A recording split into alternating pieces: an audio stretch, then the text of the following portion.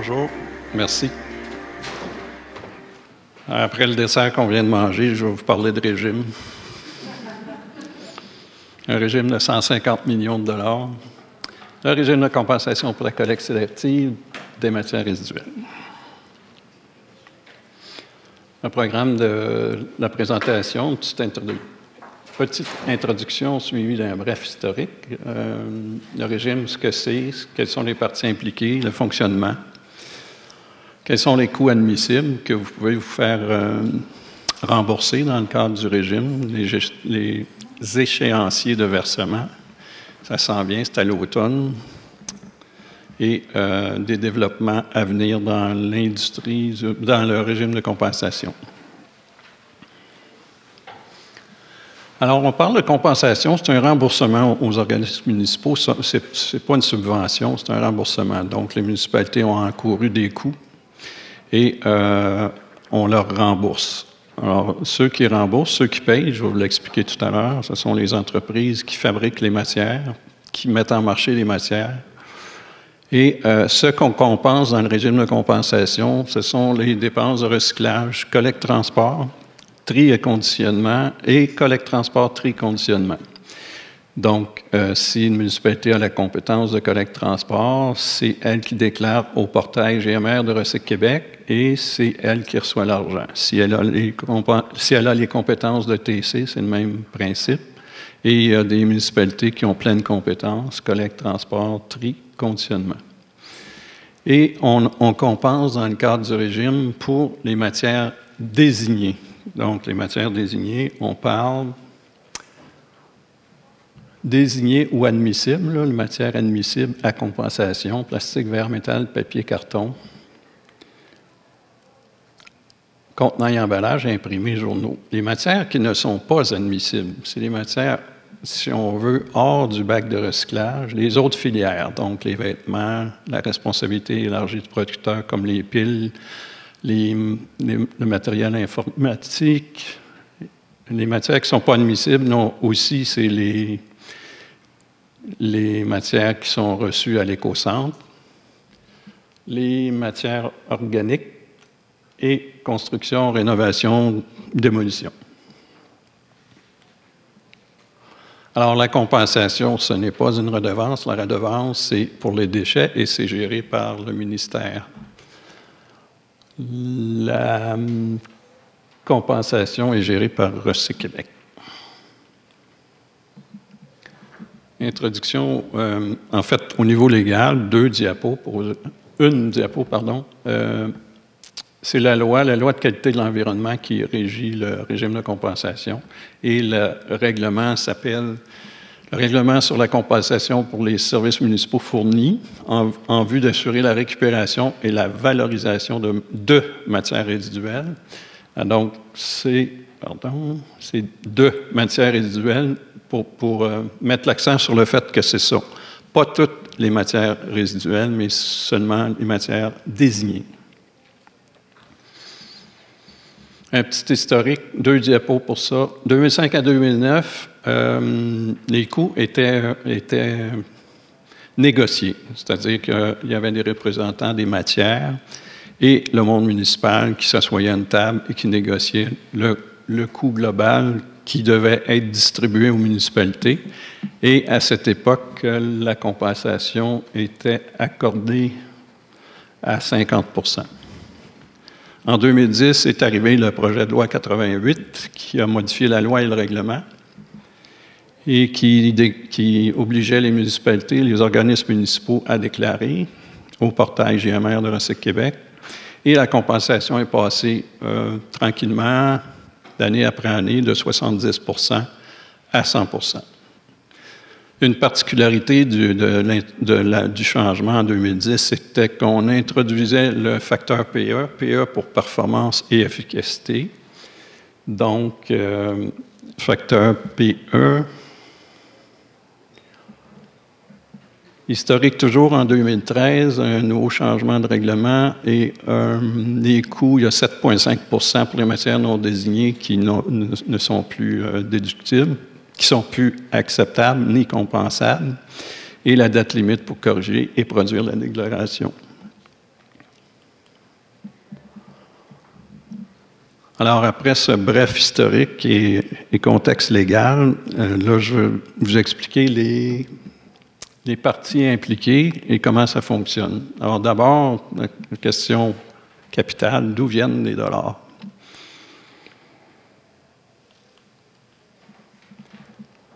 Les dollars proviennent des contenants et emballages à 69 %, des imprimés et des journaux.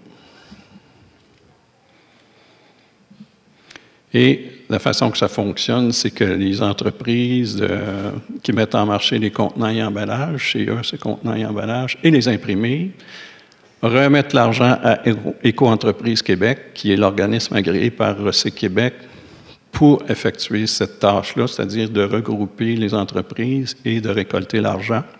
L'argent est remis à Recyc Québec, qui le distribue aux municipalités.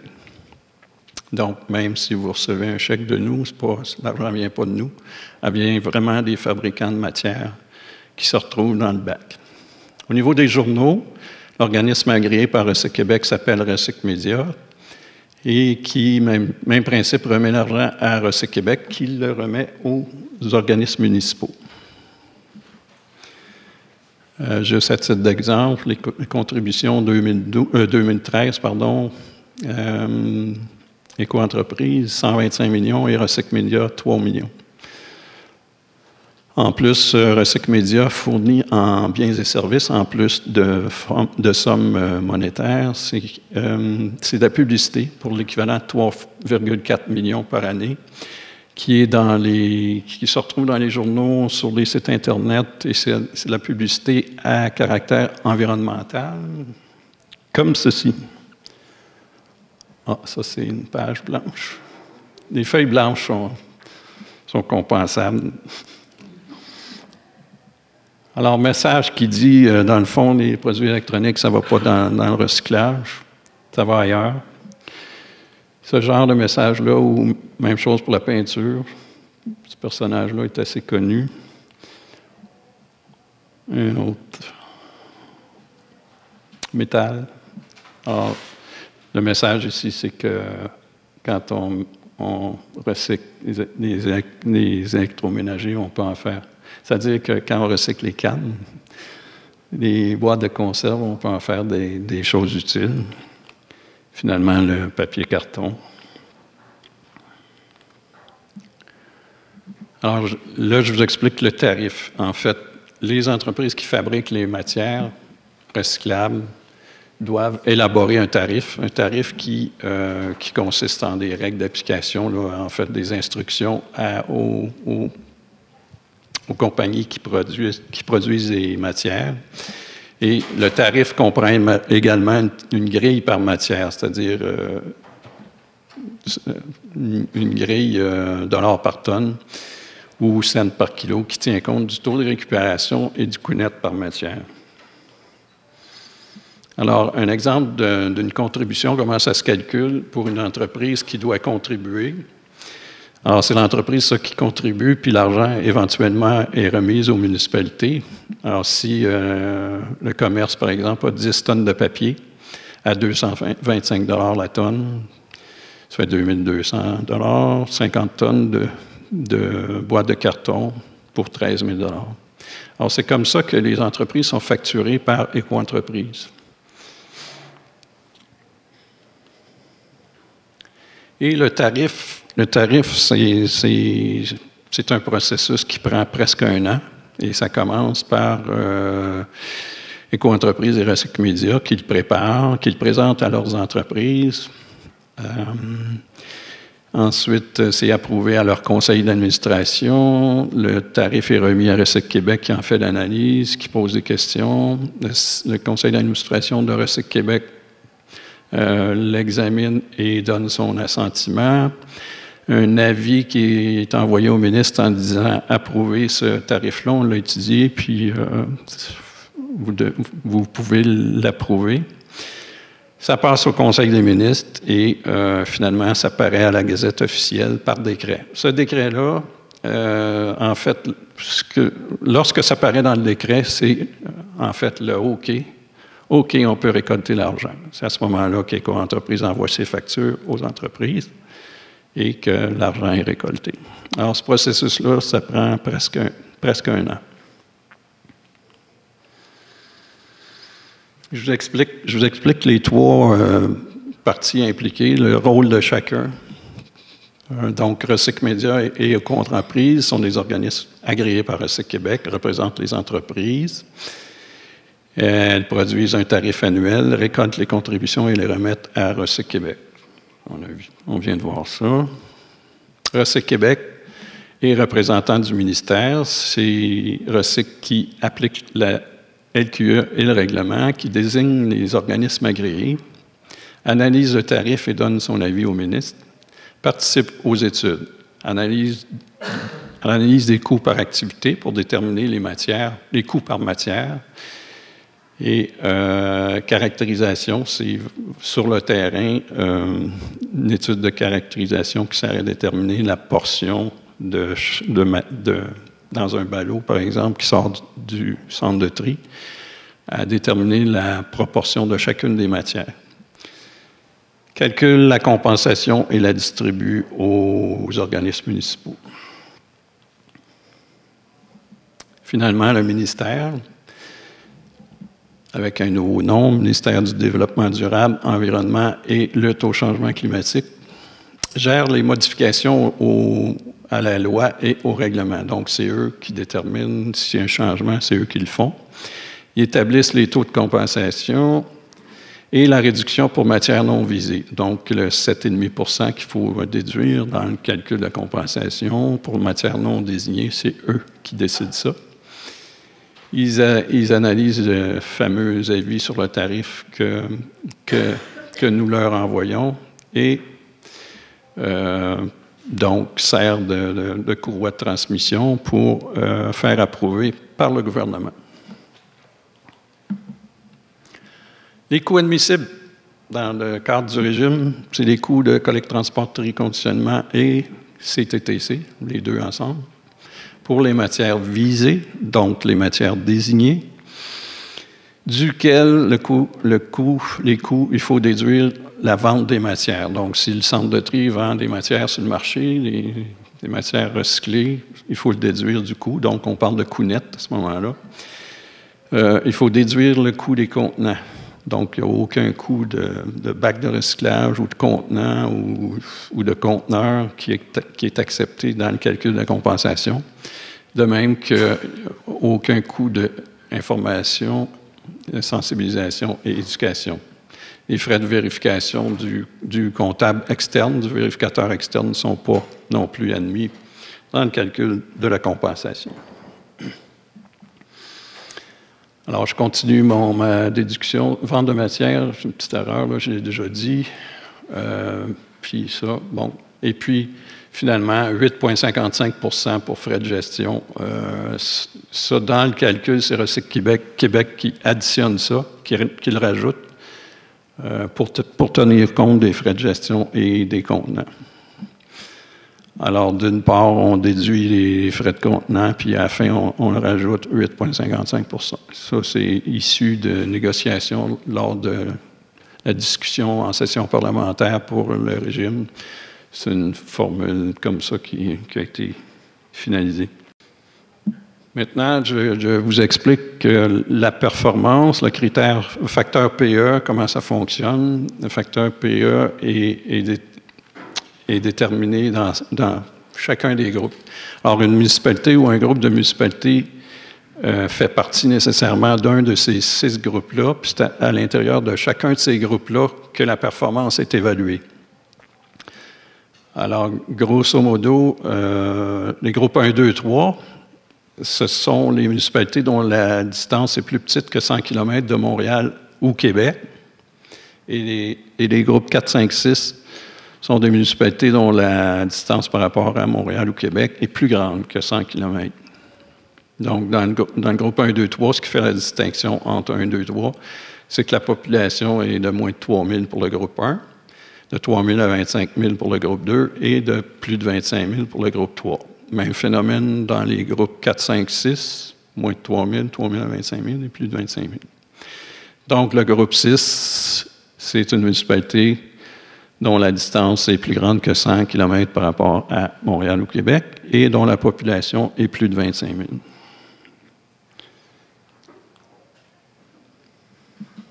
Notre fameux facteur PE, c'est ça, c'est les coûts par tonne par kilo par habitant. Donc, les coûts du recyclage, les tonnes recyclées, et au numérateur puis au dénominateur, c'est les kilos par habitant. Alors, la particularité de ce facteur-là, plus il est petit, meilleure est la performance. Fait que si vous avez un gros PE, c'est pas comme une auto, ça. Exemple de calcul simple, juste pour introduire la notion plus en détail. Un exemple d'une municipalité dont le coût est de 200 000 et le tonnage de 1 000. Ça donne un nombre de kilos de 1 million. C'est pour ça que la flèche bleue, les tonnes converties en kilos, ça fait 1 million. Et les habitants, 10 000. Dans la partie verte, coût par tonne me donne 200, donc 200 000 sur 1 000. Et le kilo par habitant me donne 100. 100 kilos par habitant de recyclé. 200 sur 100 donne un facteur PE de 2. C'est un exemple ça, assez typique. Il y a des municipalités qui ont un facteur PE plus petit que 2, puis il y en a d'autres qui c'est supérieur à 2. Pardon. Au niveau performance, qu'est-ce qu'une municipalité, pour avoir plus de compensation, peut faire? Alors, différentes possibilités à partir d'une situation originale que j'ai déjà énumérée. C'est les mêmes chiffres que tout à l'heure dans la situation originale. Ici. Alors, qu'est-ce qui advient, mettons, si on dit, OK, pour améliorer notre performance, on va baisser les coûts de 5 %. Donc, mes coûts baissent de 5 % et mon tonnage reste le même. J'arrive avec un facteur PE de 1,9. Donc, le fait de baisser mes coûts, ça améliore mon facteur PE. Si maintenant je me dis, je hausse les tonnes de 5 %, je remets mon 200 000 et excusez-moi. OK, je hausse mes tonnes. Donc, ici, 1050, je les hausse de 5 %, pardon. Et finalement, mon facteur PE ici est plus bas. Donc, en résumé, si vous voulez au niveau de la performance, travailler pour avoir une meilleure compensation, c'est sur ces critères-là, ces facteurs-là qu'il faut jouer. Petite particularité, c'est que c'est pas nécessairement les municipalités qui sont comparées les unes aux autres à l'intérieur de chaque groupe, mais ce sont des regroupements de municipalités. Je prends l'exemple d'une MRC qui a les compétences de tri pour 4 municipalités qui ont les compétences de collecte-transport. Je mets tout le monde au même endroit. J'additionne les coûts de tous et c'est le facteur PE de ces municipalités regroupées-là qui est considéré dans le calcul et qui est comparé au regroupement de d'autres municipalités. Une municipalité qui a les pleines compétences de collecte, transport, tri et conditionnement va être comparée à des regroupements de municipalités et va être également comparée à d'autres municipalités qui, comme elles, ont les compétences de collecte, transport, tri et conditionnement. Donc, c'est une comparaison à l'intérieur de chacun des groupes, des 6 groupes que je vous ai énumérés tout à l'heure. Et le principe est le suivant. Si le facteur PE de la municipalité est plus petit que le facteur PE du groupe, ces municipalités-là ne sont pas pénalisées. Et si le facteur PE est plus grand que le facteur PE du groupe, malheureusement, les municipalités sont pénalisées. Alors, on a ici un tableau des vrais chiffres pour 2012 qui ont servi à compensation 2013. Juste pour vous montrer un petit peu comment ça se présente. Coût par tonne, kilo par habitant, puis PE du groupe, pour chacun des groupes. Alors, je répète, le groupe 1, c'est un groupe dont la distance, une municipalité, pardon, dont la distance est plus petite que 100 km de Montréal au Québec, avec une population de 0,3 000, avec une population de 3 000 à 25 000, avec une population de 25 000 et plus. Donc, on a, à mesure que la population augmente, un coût par tonne qui diminue. On a le même phénomène ici dans les groupes, dans les municipalités dont la distance est éloignée de Montréal ou Québec, plus que 100 km, 0 à 3 000 de population, 3 000 à 25 000 et 25 000 et plus. Les mêmes choses au niveau du kilo par habitant.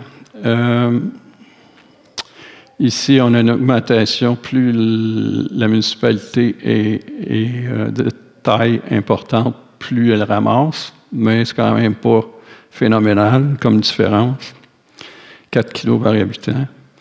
Ici, groupe 3 est influencé par la performance de Montréal. Montréal pèse beaucoup dans la balance pour le groupe 3. C'est pour ça que possiblement on aurait un peu plus que ça. Et puis, bon, alors, voilà, vous aurez ces chiffres-là qui sont des chiffres réels de 2012.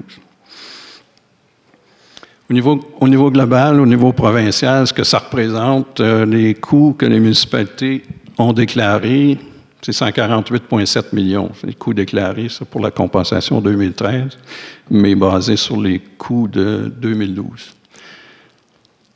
Alors, donc, c'est pour vous montrer, en fait, le calcul global, comment il se fait. Et puis, vous pouvez aussi, chacun, prendre un peu ce modèle-là pour pouvoir le calculer.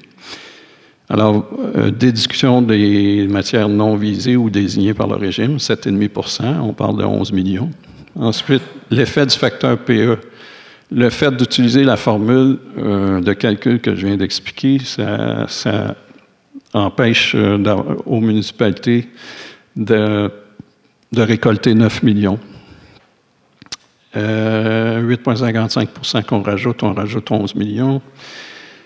Je déduis la portion journaux parce que les journaux ne payent en biens et services et non pas en argent. Ce qui fait qu'avec la petite pénalité pour ceux qui n'ont pas payé au 30 juin,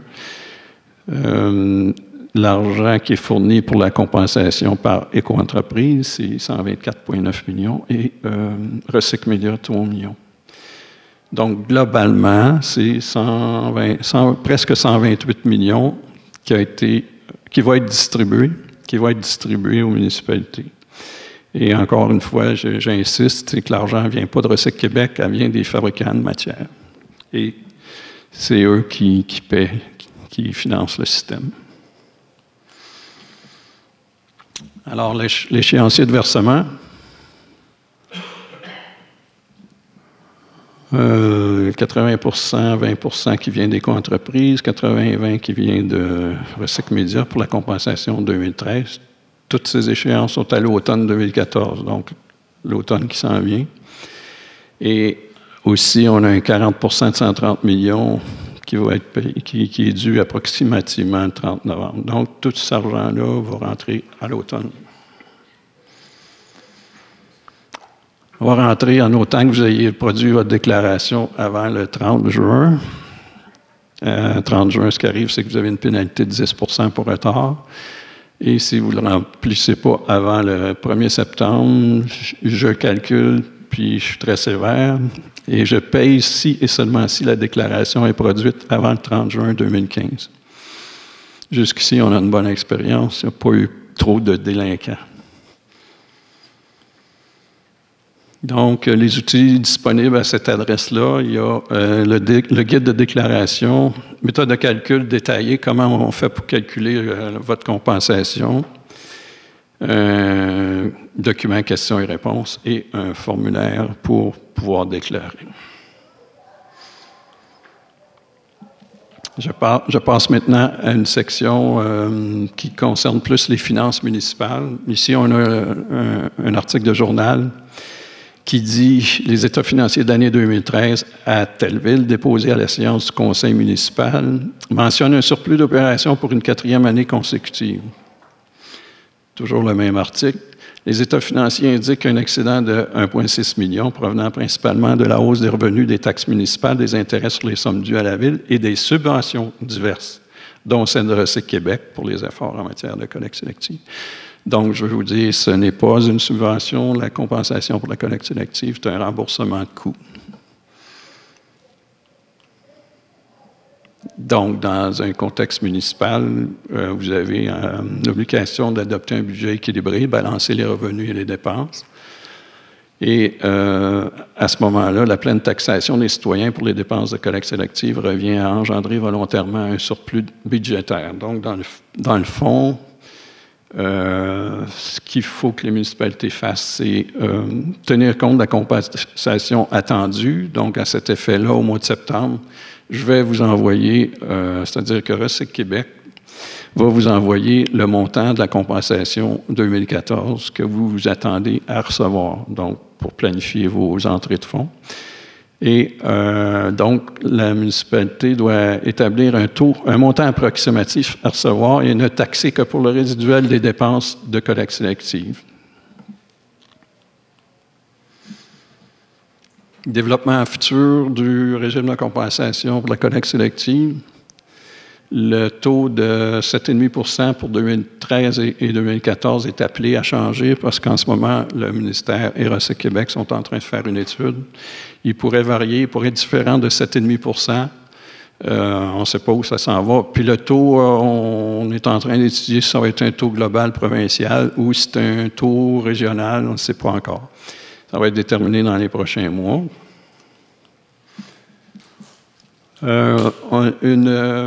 Une tendance qu'on surveille, c'est, écoutez, ça c'est le site Internet d'une ville connue. Au printemps 2014, la Ville déploiera un service de collecte des matières recyclables offert aux industries, commerces et institutions installées sur son territoire. Ce déploiement s'effectuera de 2014 à 2016. Donc, la collecte municipale qui est compensée, ce n'est pas seulement la collecte résidentielle, les ICI sont aussi acceptés. Et juste pour vous dire, c'est le site Internet de la Ville de Québec. Donc, c'est appréciable, c'est une tendance lourde, et ça sent bien. À venir également, c'est que déjà en Colombie-Britannique, le 19 mai 2014, la semaine dernière, officiellement, l'industrie a pris en charge la collecte sélective en Colombie-Britannique, selon les barèmes suivants. MMBC, qui est Multi-Material BC, au nom des entreprises est responsable de collecter en bordure de rue, de multifamiliales et dépôts volontaires, papier, carton, emballage, pas le verre, parce que le verre, c'est une filière séparée là-bas. Et donc, cette entreprise-là, multimatérielle, va facturer aux entreprises pour couvrir ses frais. Ici au Québec, l'action 19 de la politique québécoise de gestion de matières résiduelles, le gouvernement évaluera les avantages et inconvénients liés au transfert à l'industrie de la gestion des programmes municipaux de collecte et de mise en valeur des contenants et emballages imprimés et médias écrits. Alors, le ministère planche déjà là-dessus. Alors, est-ce qu'on s'en va vers une prise en charge de l'industrie? Possiblement, mais c'est à l'étude. Finalement, ce que je voudrais que vous reteniez aujourd'hui, c'est 3 petites choses. La compensation n'est pas une subvention, elle est un remboursement des coûts que vous avez, qui vous ont été occasionnés pour avoir ramassé les matières recyclables. Les sommes aux organismes municipaux, les sommes versées ne viennent pas de Recyc Québec, mais bien des entreprises qui mettent sur le marché les emballages. Et les sommes reçues doivent être consacrées à diminuer la taxe aux citoyens et non à des projets hors recyclage. Mon exemple, c'est que ça ne doit pas servir à la construction d'un aréna.